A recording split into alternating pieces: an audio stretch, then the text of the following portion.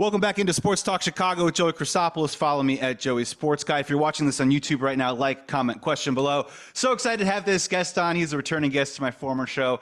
I've known this guy for a long time, and he's here to promote Season 3 of The Bear coming out tomorrow, June 27th on FX and also Hulu with the streaming. He is the creator of Chicago Party Ant. You might remember him from roles in the past, like this past season's excellent Curb Your Enthusiasm, Judd Apatow's Love, the movie Lady Bird. You might also remember him back in the day kicking around as the Hall of Fame heart of the lineup of the IO Theater Softball League. And he's also Tom Skilling's favorite hype man. And it's Chris Witaske. What's up, Chris? How are you, man? Buddy, I'm good. How are you? Thanks for having me. I'm great, man. We were talking pre-pod. I live here now. I'm soaking it in. Got my Evanston Beach Pass. Life is good. And so excited to be to have you here on the show. Well, it's good to be here. Thank you for that glowing intro. And I actually have a little surprise for you. Do you? You mentioned Tom Skilling. Yes. Look what just came in the mail today. My Tom Skilling bobblehead. Oh, my Look God. at that, bro. First of all, one tiny critique. They didn't do his quads justice. I know those things are thick and powerful. So, but other than that, that's unbelievable. Off the top, yeah, so we'll get into the Bear in a second, but now you got me down a road. Well, you were around for his retirement and his send-off. Can you just take us like a little behind the scenes of how that came together and how special that was? Because the dude's been in our lives, our whole lives. So you mentioned Chicago Party Ant, which was an animated show that I did on Netflix. And we had Skilling as a character in a couple of the episodes, like as an animated character. And so through that, I got to meet him and actually like become friends with him. We like went out to dinner a bunch of times and hung out when I was in town. And so, yes, I got the invite to the Skilling send-off retirement party. It was so cool. Like it was like a who's who of Chicago news celebrities, and Walter Jacobson, Lester Holt, drunk in the corner. Like it really was. It really was. It was so funny, and like former mayors and former governors. It was hilarious. But Tom truly is a mensch, one of the nicest guys I've ever met, and truly loves the weather. Like truly loves talking about the weather. So yeah. No, the passion always came through, man. And you were right there on the side. Right there. Hyping him up. Him and Chicago Party Ant, what could have been romantically. I mean, we grew up watching the guy, you know, he like my whole life. He was like on in the background. Yeah. And giving us the greatest gift of all time when schools would close because like the weather would be so bad. It was like, we got to check in on Tom. Yeah, snow day or rain delays for the Cubs. I mean, the dude was like an integral part of our lives. Dude, Chris, man, thank you so much for joining. Let's jump into The Bear Season 3 coming out on FX, Hulu. Obviously, a show of great acclaim, a show of many awards. I'm not looking to have you dish on spoilers and all that stuff because I really want to watch it and be surprised on my own. The couple things that I'm curious about, though. The first one is Season 1 is so fascinating because it's almost like it's so ferocious. It's like listening to like Rage Against the Machine's first album for the first time. The tempo, the pace, like it's a season that doesn't let up. And obviously you get into Season 2. You dive a little bit deeper into the characters. You learn more about a little bit of the ensemble. So I'm just kind of imagining when you're reading the script for Season 1, you get the script for Season 2, you probably had some sort of emotional reaction. So can you kind of let us in a little bit what your emotional reaction was from Season 2 now to when you got the script for Season 3 and kind of prepping for this new season? Yes, very similar. I mean, they just like keep cranking it up. And so it like it's a similar emotional reaction to like, holy shit, they're like really going for it, you know?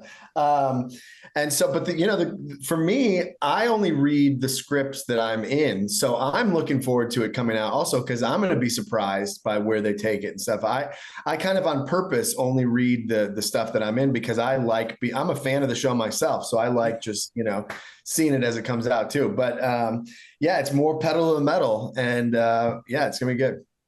Yeah, I think I hit you up when it came out last year when they're playing Bruce Hornsby at the top of Season 2. It's just chef's kiss.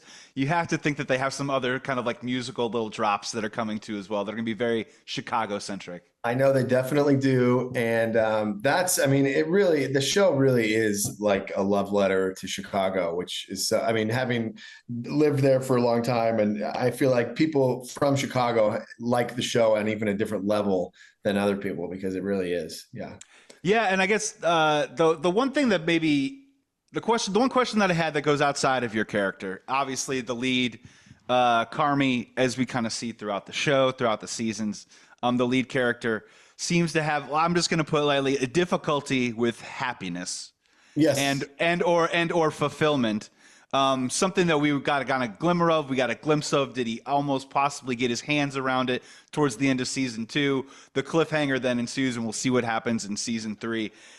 In your opinion, just through what you know from the writers, what you know from the director, is it the type of show that's kind of skirting some of the more cliche tropes of story writing where everyone ends up happy in the end? Or is The Bear kind of focused a little bit more on just people getting through it, family, and maybe happiness and fulfillment can be kind of described and translated in different ways? I think the latter too. And I like that they do that. I think like keeping it more true to life and darker is really what people are like liking about this show. And I think they're going to do more of that. I love that it like, it's like real. It's like, we know these kind of people. Like, like I've worked at restaurants where dudes were selling cocaine in the alley. Same dude. Legit, off Ohio. I worked at Mike Ditka's restaurant for 6 years, and like, it's all real. Like all the trauma of working in a kitchen and like the high pressure, it's all real. And I also like my family isn't as messed up as his, but like there's been Thanksgivings with my like extended family that have gotten like pretty freaking tense, like the Christmas episode in season 2. Yeah, well, which perfect transition, because I got to talk to you about Jamie Lee in just a second. Yeah. In regards to your character, and a little bit of your approach, because I think one of your characters is the most relatable also in the show, because you're just trying to assimilate into a chaotic world, as in the Berzatto family. How do you, do you take, I was going to say, do you take some of that maybe from like real life of trying to enter yourself? I mean, I'm married to a beautiful Italian woman with an incredibly Italian family. And it's not about assimilating, but you got to try and find those little different pockets to either let your personality or who you are shine. How do you approach the character Pete on The Bear? Totally. I mean, I think that I have a lot of similarities to Pete. I'm probably not as big of a doofus in real life, I can definitely say that I'm not, but like I like have been that guy who is like trying to like, bring the extra dish. Yes. And trying to just like be the nice guy when I'm surrounded by these like psychos who are, drinking heavy and like, lashing out at people. And so I think that my character has a lot of empathy, and that's what I try to bring to it, is like this guy who has kind of been like a fly on the wall, like observing this insanity, and a guy who really loves his wife and wants the best for her. And, just is trying to like, I think he feels it all, So. Yeah, no, I relate to it a lot because he's got a little bit of that fixer in him. And I think that's a very Midwest quality of it is. My goodness, or the virtue purity of my soul can fix a rotten situation. Totally. And I think that he probably didn't grow up with the same kind of trauma as his wife did. He's probably more of like a suburban dude who comes from a, relatively good family, and they say, I love you. And yeah. Took him to Barnaby's for pizza, even when they lost, what I mean? Like in Little League or whatever. Yeah. Whereas, So. Yeah. I want to, so let's get to it. Obviously, the episode is Fishes, widely talked about. I think like all of a sudden now in a pantheon, if you do rankings of episodes for TV, it's now on there, dude. It's now 100% on there. I'll let you kind of go in whatever direction you want. I mean, I'm curious about, Christopher Store's directing style for that episode specifically. your thoughts when you read the script originally. Did you know Jamie Lee Curtis was going to play Donna Bado? And how did that episode sort of set up what turned into an incredible scene that you have with her later on in the season? Just talk about that Fishes episode and your experience on it. Well, my memories of filming it were it was very intense. It was very intense even between takes. Yeah. It really felt like you were at a like tense Christmas dinner. Real quick, you've known Bob Odenkirk for years. Were you guys was he locked in too? Was this like talk to me later kind of thing?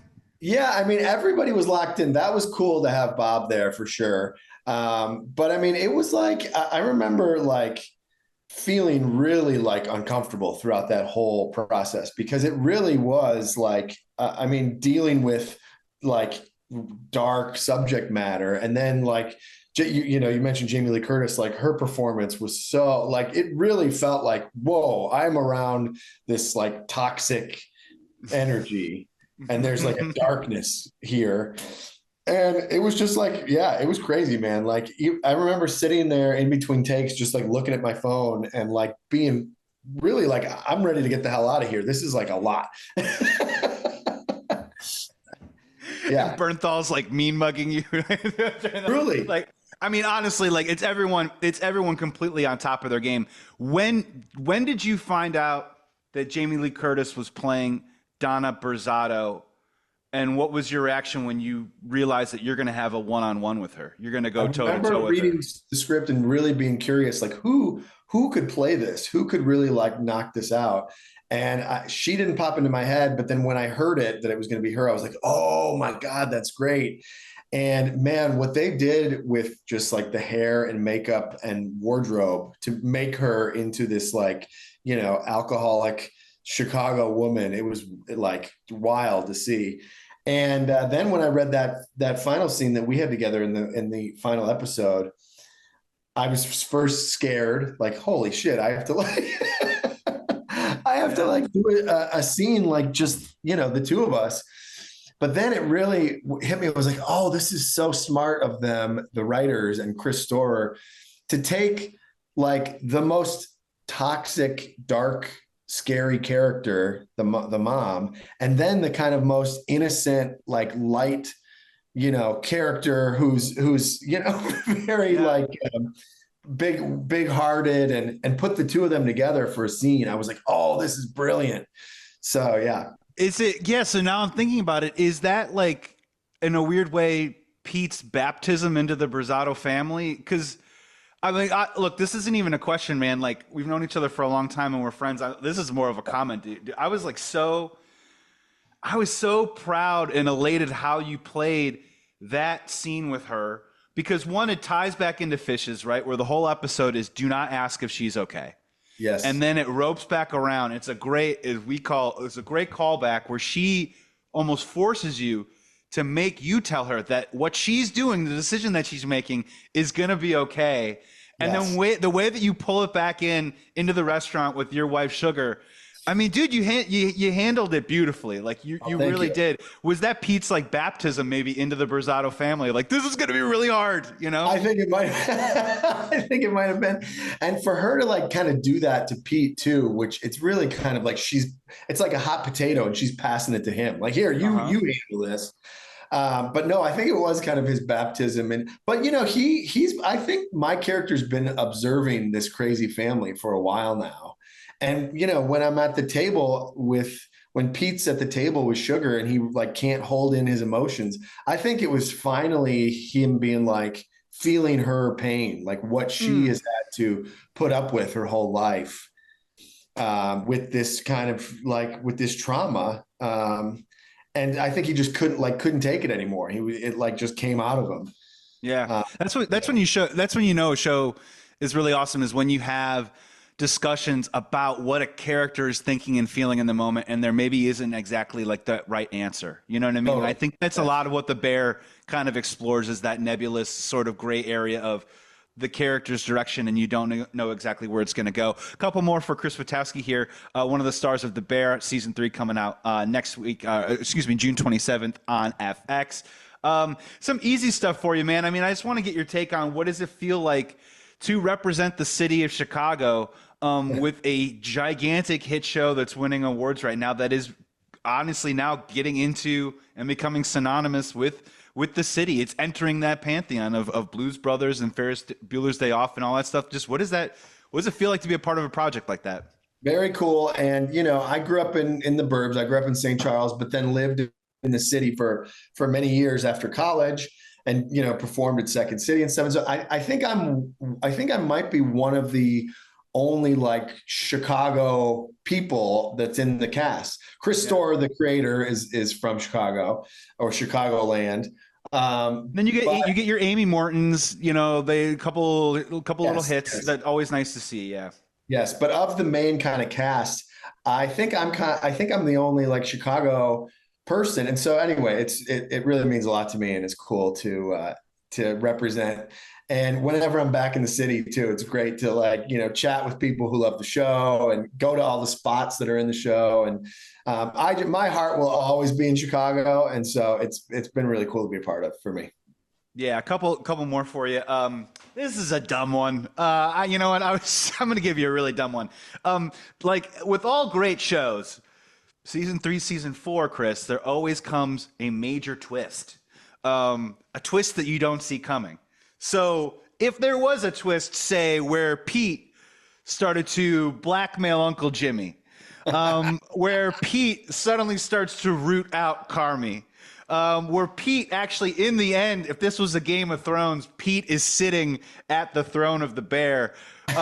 What do you think? What would be on the menu? You know what I mean? What's the food? What's the culinary item that you think Pete's going to be dishing out? What would be my like wish list? Like if I were writing I wish that Pete could somehow like stand up for himself in front of everybody, because Pete really kind of gets. He gets picked on, he gets made fun of, he gets bullied by all these people.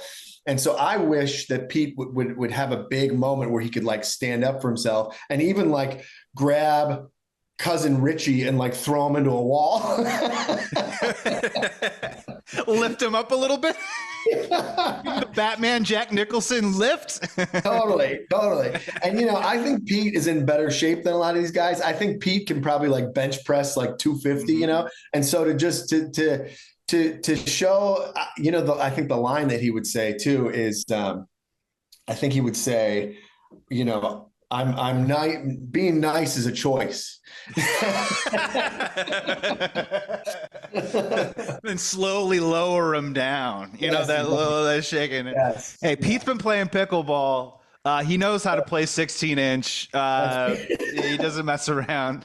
I'm just saying, these shows that go on long enough, some guys got to turn heel. You never know. Watch out for Pete. Just watch. Or I'd love for Pete to take over the restaurant. That'd be great too. Yeah. That's what I mean. Yeah. Change the name to Pete's. Yeah, we're doing all calzones. Just straight calzones at all times. Final one for you, just a sports one, man. A lot of time when we're hanging, we're watching sports together. I was trying to think. I think I watched 2 of the 3 Stanley Cup Blackhawks wins with you. One at East Condite with a big group. I remember that. I think the other one we still watched it at Public House off of Vermont in Los Feliz. I think you're right. So just to wrap it up here, keep it on the sports tip. Chicago sports, man, what's on your mind right now? Can the Cubs turn it around? The excitement for Caleb Willams. To be very fair, you're an Iowa Hawkeye. Is it following Caitlin Clark right now and what's going on with her career, Summer Olympics? What's on your sports mind these days? I don't care about the Cubs anymore. I don't think we're going to turn it around. Yeah. I'm thinking about Caleb all the time. I'm thinking about Caleb like daily. I think I think we need to protect him. And one thing that a lot of people I think forget is, do you remember? I think it was Fields' first game when he got sacked 9 times by Cleveland. Yeah. Yes. Oh yeah. Like, could you imagine that? Like coming into the NFL and you're like a rookie and all of a sudden you're getting sacked 9 times in a game. Like, I think it like knocked the confidence out of him, like right out of the gate, and he never really got it back, And so I think when you talk about ruining guys, that's kind of test case A, like test case. Yeah. So I think we need to freaking protect Caleb and ease him into it more, ease him into the NFL. And like, build his confidence little by little. So anyway, I don't know. I mean, is he our savior? What do you think? I mean, look, that's the thing is I'm right there with you where I'm treating him as if he's like a baby chick that I'm taking home Yes. because I think the talent is so immense. Agreed. And I think I like where the coaching staff's mentality is with Caleb. I'm not so worried about them putting him in harm's way, even though I'm not a big fan of their offensive line. But I will say I've been trying to say on this show a lot, Chris, that like from a fan standpoint, we really need to kind of get back to our roots a little bit of like that support and loyalty that I think Chicago sports has kind of grown. It's been known for that it's kind of lost itself a little bit. And if he has a couple bumps in the road, or if we start off 0-2 or something like that, we can't lose our minds. I agree.